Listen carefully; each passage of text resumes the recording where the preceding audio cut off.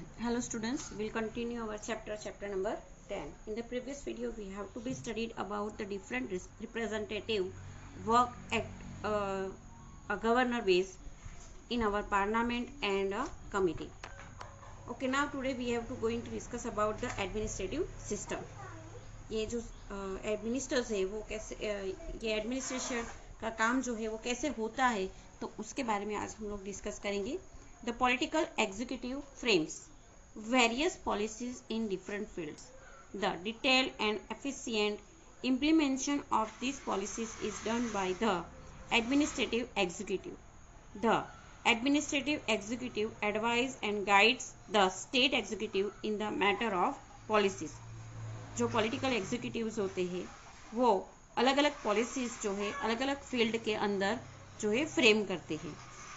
उसकी जो डिटेल है, एफिशिएंट इम्प्लीमेंटेशन की जो पॉलिसीज है, ये सारी गाइडलाइन जो है इनके द्वारा एग्जीक्यूट की जाती है.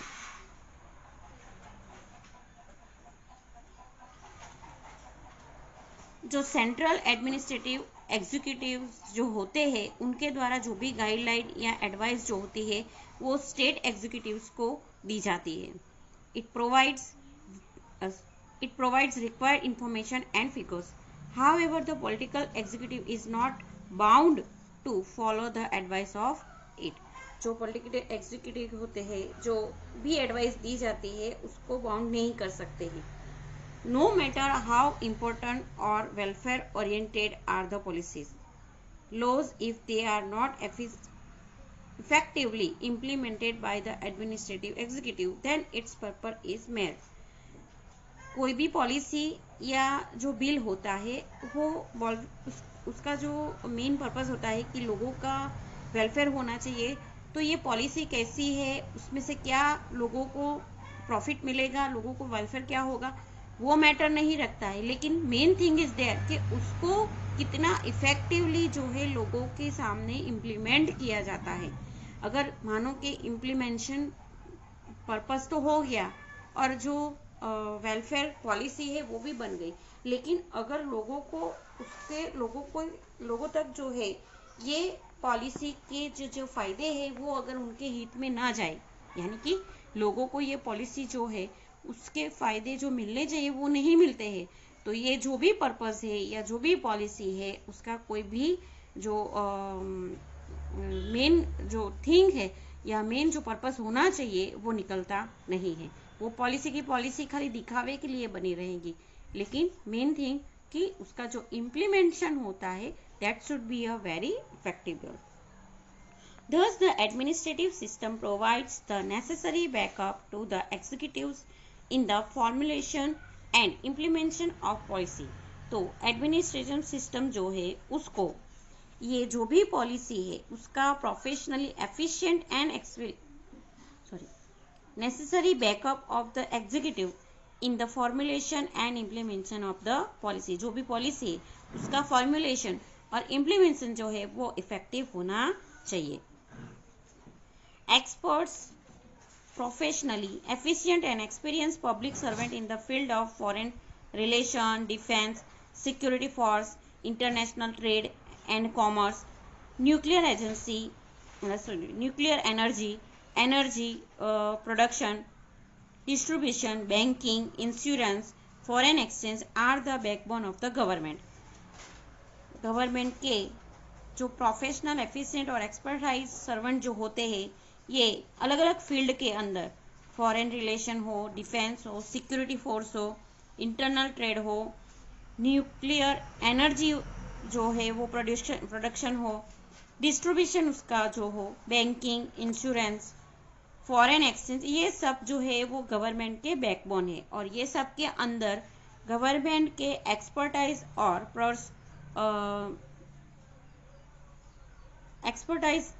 एंड प्रोफेशनली एक्सपीरियंस पर्सन जो है वो काम करते हैं. Collector is appointed as a administrative head at district level and his office is a जिला सेवा सदन. ये सब काम जो है देखने का काम उसके लिए कलेक्टर जो है नियुक्त किया जाता है डिस्ट्रिक्ट लेवल पे, और उनकी जो ऑफिस होती है जिनको जिला सेवा सदन के नाम से जाना जाता है हमारे वलसाड़ डिस्ट्रिक्ट के अंदर आप लोग तिथल रोड पे जाओगे, स्टेशन तिथल रोड के ऊपर, तो वहाँ पे आप लोगों को जिला सेवा सदन कचेरी जो है वो देखने को मिलेगी। There expertise knowledge, administrative insight,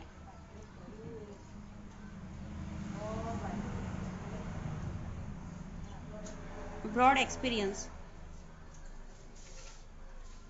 prediction, administrative efficiency help them to carry out the administrations effectively. From the organ of the government, the state executive acts as the brain behind the welfare of the people, whereas the administrative executive is a prerequisite for the smooth governance of the state.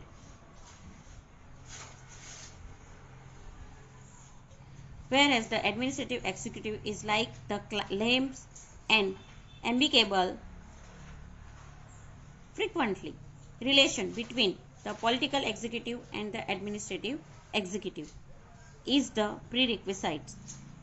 Smoothly relation रखने के लिए जो political executive जो होते हैं वो और administrative executive जो होते हैं उसके संबंध जो है फ्रीक्वेंटली रहने चाहिए। ये उसकी प्रीरिक्विसाइट्स है for the smooth governance of the state, state के स्मूथ गवर्नेंस के लिए।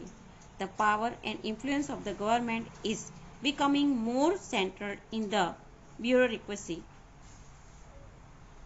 Nepotism, corruption, dishonesty, insufficiency, misconduct, escapism are the evils of bureaucracy.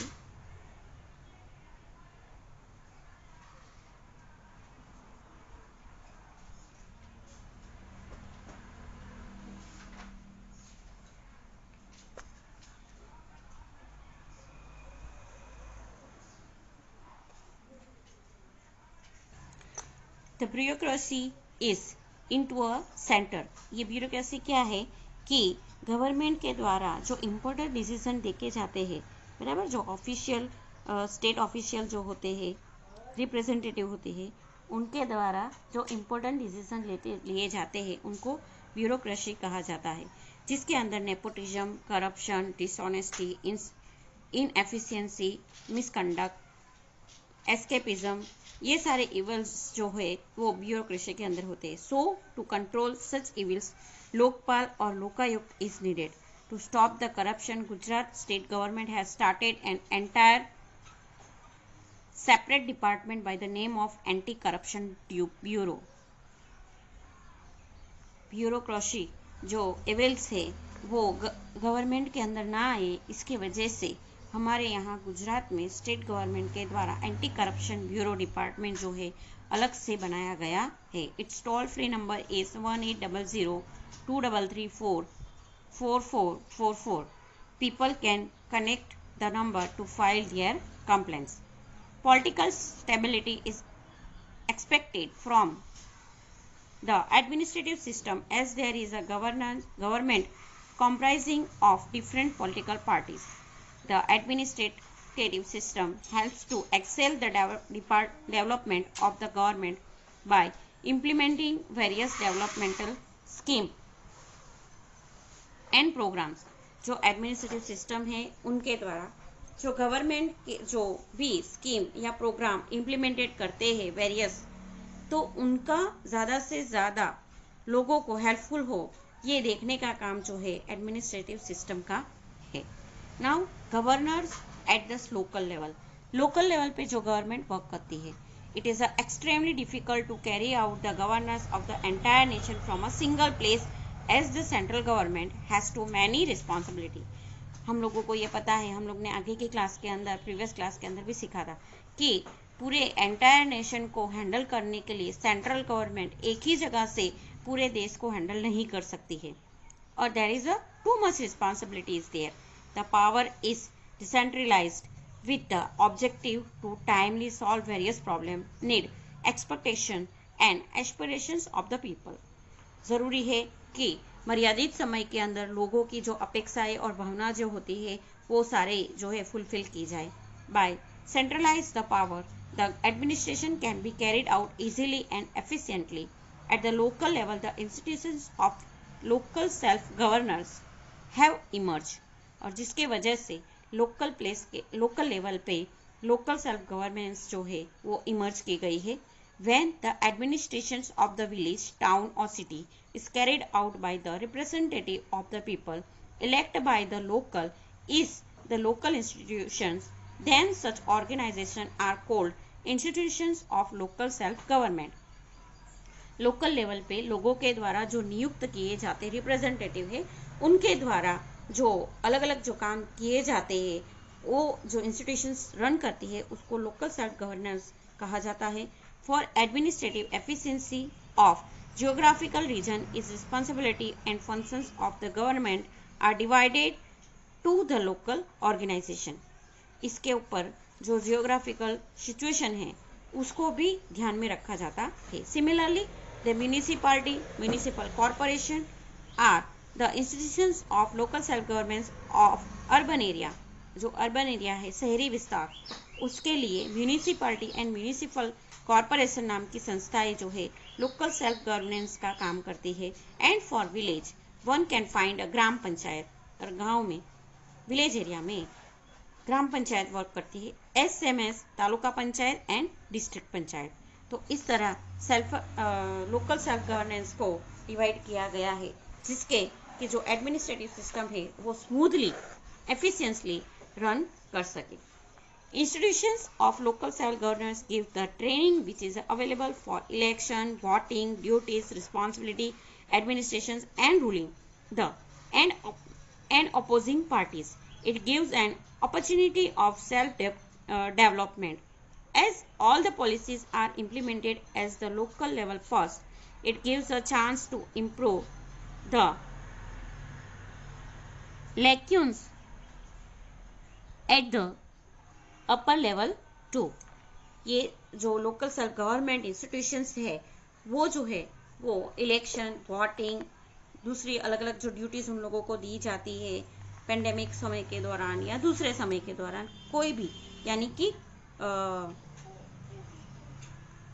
Development के लिए जो भी ड्यूटीज जो है उन लोगों को सौंपी जाती है, ये सारा काम जो है देखने का काम ये लोकल सेल्फ गवर्नमेंट जो है करती है. अपने प्रदेश का जो ज़्यादा से ज़्यादा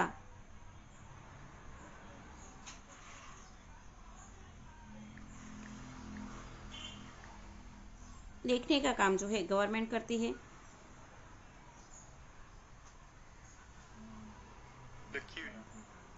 तो ये ल्यूकिनस एट द अपर लेवल 2 जो गैप होती है वो कम करने का काम ये करती है. Therefore, local self-rule organizations are known the training school and laboratory of constitutional improvement in the democracy. जिसके वजह से लोकल सेल्फ गवर्नमेंट जो है ये जो ऑर्गेनाइजेशन है वो एक ट्रेनिंग स्कूल भी है, लेबोरेटरी भी है, जो इम्प्रूवमेंट का कॉन्स्टिट्यूशनल इम्प्रूवमेंट का काम करती है.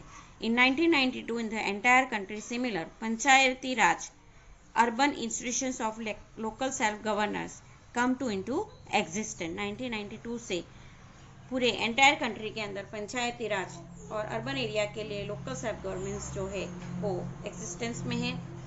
3 टायर स्ट्रक्चर ऑफ पंचायती राज. तो ये पंचायती राज क्या है, उसका जो 3 टायर्स है वो हम लोग देख लेते हैं.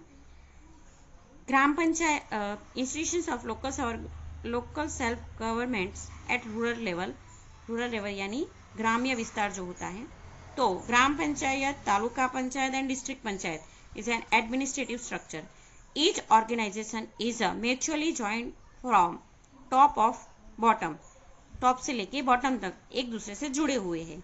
At all the level of the Panchayati Raj, in order that the local development tasks, scheme and welfare oriented programs are carried out efficiently, these organizations are provided with the required funds and means. जैसे मैंने आप लोगों को आगे बताया कि अपने प्रदेश का ज़्यादा से ज़्यादा डेवलपमेंट करने के लिए टास्क, स्कीम, फिर अलग अलग प्रोग्राम्स, ये सारे रन्स करने का काम जो है ये लोकल सेल्फ गवर्नमेंट करती है. देयर इज अ चीफ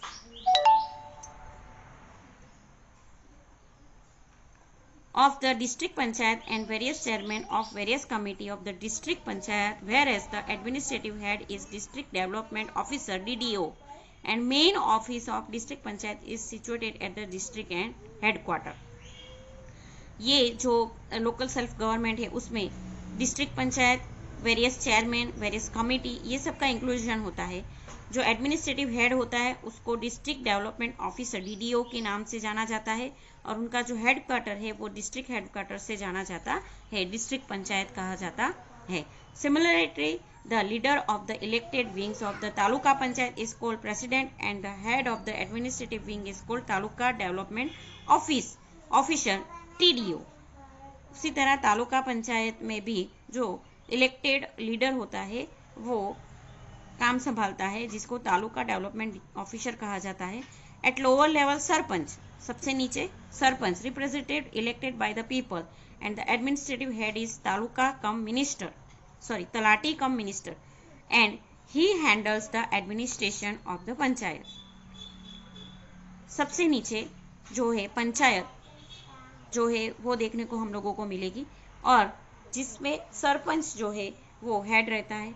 उसके जो रिप्रेजेंटेटिव एडमिनिस्ट्रेटिव हेड जो होते हैं उसको तलाटी कम मिनिस्टर से जाना जाता है और जो पंचायत का एडमिनिस्ट्रेशन वर्क जो है देखते हैं. The village in which the election and the sarpanch are unanimously elected are declared as Samras village and they are honoured by a prize. जो ऐसे विलेज है कि जहाँ पे इलेक्शन नहीं होता है लेकिन सबकी मर्जी से विदाउट इलेक्शन जो पर्सन पंचायत में यानी कि सरपंच जो है इलेक्ट किया जाता है उसे समरस विलेज जाना जाता है. समरस पंचायत, समरस विलेज के नाम से जाना जाता है और ऐसे जो विलेज होता है उसको ऑनर भी, प्राइज ऑफ ऑनर भी दिया जाता है. हम लोग यहाँ पे फ्लोइंग चार्ट दिया है उसको समझ लेते हैं. तो Indian constitution, second organ of government executive, two types, दो तरीके के एग्जीक्यूटिव है, central level and state level. Central level और स्टेट लेवल के अंदर जो है गवर्नर, जो chief minister, institutions of local government, rural और urban and legislative assembly, secretariat, ये तीनों जो है वो वर्क करती है. कहाँ पे? सेंट्रल लेवल पे. अभी ये जो इंस्टीट्यूशंस ऑफ लोकल गवर्नमेंट है जहाँ पे रूरल और अर्बन, तो political executive and administrative executive. Rural level पे पंचायती राज, पंचायत जो होती है वो, बराबर. और एडमिनिस्ट्रेटिव एग्जीक्यूटिव के अंदर रूरल प्लस एडमिनिस्ट्रेटिव एम्प्लॉयज दोनों का इंक्लूडिंग आ जाता है. एडमिनिस्ट्रेटिव वर्क जो वहीवटी वर्क होता है, पॉलिटिकल और एडमिनिस्ट्रेटिव दोनों से मिलके सेल्फ गवर्नमेंट इंस्टीट्यूशंस बनते हैं. ओके. पॉलिटिकल एग्जीक्यूटिव में जो प्रेसिडेंट्स मेंबर होते हैं, vice president members, district panchayat में डिस्ट्रिक्ट डेवलपमेंट ऑफिसर DDO का समावेश होता है डिस्ट्रिक्ट लेवल पे. तालुका लेवल पे जो प्रेसिडेंट्स चुने जाते हैं वो, इसके अलावा तालुका डेवलपमेंट ऑफिसर TDO वो नियुक्त किए जाते हैं. और ग्राम पंचायत में सरपंच, डेप्यूटी सरपंच और तलाटी कम मिनिस्टर, ये दोनों मिलके ग्राम पंचायत को हैंडल करते हैं. तो इस तरह जो है पूरा कॉन्स्टिट्यूशनल वर्क जो है काम करता है. Next, urban institutions of self government. ग्राम्य विस्तार में हम लोग ने देखा, अब शहरी विस्तार में देखते हैं. As per the 74th constitutional amendment, the urban areas were provided with the urban institutions of self governance as per the population of the area. Population के हिसाब से जो है अर्बन एरिया को जो अमेंडमेंट है किया जाता है. At the first level 3 municipality, at the second level there is a municipal corporation and the third level there is a महानगर मैजिस्ट्रेटी निगम. यहाँ पे भी 3 लेवल है. जो फर्स्ट लेवल है that is municipality, second level municipal corporation और third level महानगर मैजिस्ट्रेटी निगम. In all 3 wings of the urban institutions of self governance, जहाँ पे अर्बन एरिया है वहाँ पे ये 3 जो है विंग्स काम करती है. A mayor is elected for the majority wings. Apart from this, there are chairmen of various committees and corporators as per various wards.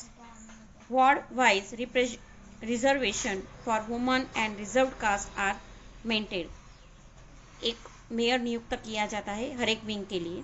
उसके बाद चेयरमैन और कमिटी आती है तो चेयरमैन और कमेटी के लिए हर एक वार्ड के अंदर रिजर्व सीट रखी जाती है वुमेन्स के लिए और कास्ट के हिसाब की। Various committees carried out various responsibility of many fields in a decentralized manner. City planning, land reforms, road, bridge, flyovers, bridge construction, water management, sewage management, जो ड्रेनेज सिस्टम होती है वो, civil development, environment facility, fire department service, education and health, culture and entertainment, cityscape development of morgue,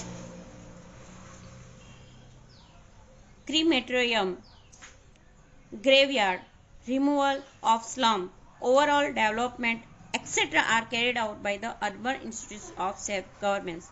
self government के द्वारा जो है various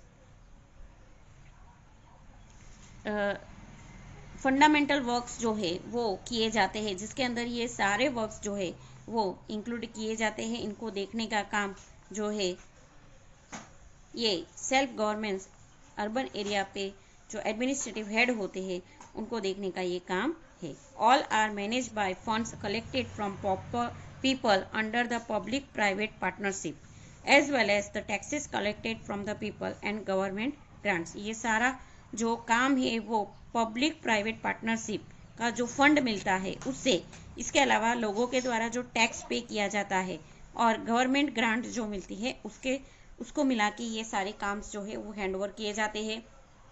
the administrative head of the municipal corporation is known as the municipal commissioner. Municipal commissioner से जाना जाते हैं। Under him there are zonal head having technical administrative knowledge and various offices. उसके अंदर में दूसरे हेड्स रहते हैं। When a coordinal relation is established between the elected wing and the administrative wing, then many works can be carried out relating to the welfare of the people. हर एक wing के बीच में कोऑर्डिनल relation होना चाहिए ताकि जो welfare का काम है वो अच्छे से, लोगों के वेलफेयर का जो काम है वो अच्छे से कंप्लीट किया जाए। सबसे लास्ट जुडिशरी, न्याय देने का काम। तो सारे लॉ पॉलिसीज ये सब इम्प्लीमेंटेड हो जाता है, सब लोग अपना अपना फंक्शनिंग वर्क्स जो कैरेक्टरिस्टिक है वो करते हैं, लेकिन मेन वर्क है जुडिशरी का, न्याय देने का। The constitution of India has accepted the ideals that all it's citizens should get a social, economic and political justice, thereby a just and equitable social order can be established. If any person break any law, then is either punished or fined by the judiciary. अगर कोई person ये law break करने का काम करते तो वो punishable है या फिर उसे फाइन लिया जाता है। The judiciary check whether the law are in accordance with the constitutional provisions and if the law is not consistent with the constitution it declare the law unconstitutional and void. ये जो है हर एक constitution जो है उसके द्वारा जो भी लॉ इम्प्लीमेंट किया जाता है, ये जो लॉ है वो कॉन्स्टिट्यूशन प्रोविजंस के मुताबिक लोगों के वेलफेयर के लिए यानी लोगों के न्याय के लिए होना चाहिए। अगर वो लॉ डिक्लेयर किया जाए लेकिन वो अनकॉन्स्टिट्यूशनल हो तो वो मीनिंगलेस है, तो उसे जो है रिमूव भी किया जा सकता है। If federal system power and functions are divided among unit state and centres, it is the function of judiciary system to see that both the central and the state government carry out their own work without interfering with each other's work. Judiciary का काम है कि federal government है तो दोनों central और state government अपना जो काम है वो स्मूथली कैरी करे, बराबर, without interfere. When any dispute arises between the center and the state, United States, then they are solved by the Supreme Court. अगर मानो कि सेंट्रल और स्टेट के बीच में कोई भी डिस्प्यूट अराइज होती है तो उसको सॉल्व करने का काम सुप्रीम कोर्ट का है। The Indian judiciary is continuous and liner. At the top of the central level there is a supreme court. सबसे ऊपर कौन है? Supreme court. At the middle यानी कि स्टेट लेवल पे है high courts, and at the bottom यानी कि डिस्ट्रिक्ट लेवल पे यानी कि तालुका लेवल पे तो there is a trial court, जिसमें सिविल कोर्ट्स, क्रिमिनल कोर्ट्स और वेरियस सब ऑर्डिनर्स कोर्ट्स का इंक्लूडेशन होता है, जिसके वजह से क्राइम को जो है वो हर एक लेवल पे जो सॉल्व करने का काम ये जुडिशरी का द्वारा किया जाता है। Thank you.